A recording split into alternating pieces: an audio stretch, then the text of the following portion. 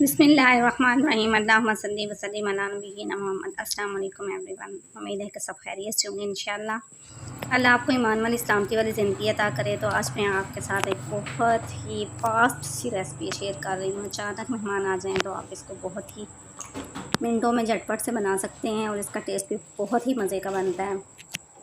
सबसे पहले तो गोश्त यानी चिकन को आप पानी में और सिरके में डिप करके अच्छी तरह से धोकर और खुश्क होने के लिए मैंने रख दिया था।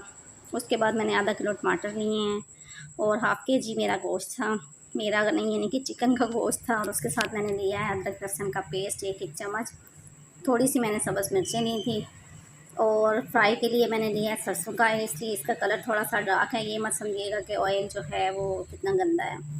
और जब हम चिकन फ्राई करने लगेंगे तो उसमें हम शामिल करेंगे 1 चम्मच के बराबर लेवल चम्मच जो है नमक का।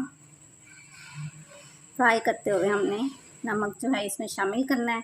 जब चिकन फ्राई हो जाएगा तो हमने एक्सेस ऑयल जो है वो मैंने इसमें से रिमूव कर दिया है और बाकी ऑयल में जगह बना के तो मैंने अदरक लहसुन का जो पेस्ट था वो इसमें शामिल कर दिया और इसको भी थोड़ा सा हम फ्राई कर लेंगे चिकन के साथ ही। जब हमारा अदरक लहसुन का पेस्ट भी फ्राई हो गया था तो मैंने इसमें जो हाफ़ के जी टमाटर थे उनको 2 हिस्सों में कट करके तो वो मैंने कढ़ाई में शिफ्ट कर दिए हैं और इनको फैला के और ऊपर से ढक्कन दे के तो मैं इनको छोड़ दूँगी।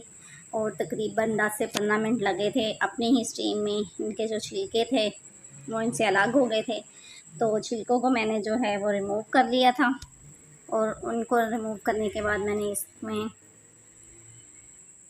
सब्ज़ कटी हुई मिर्चें शामिल की हैं और फिर इसको भून लिया है। जब थोड़ा सा इसका पानी खुश्क हो गया है तो अब मैंने इसमें शामिल किया तकरीबन 1 चम्मच ही काली मिर्चों का।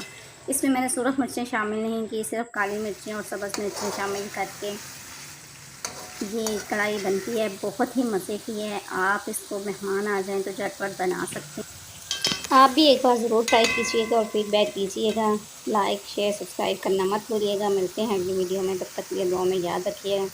अल्लाह हाफ़िज़।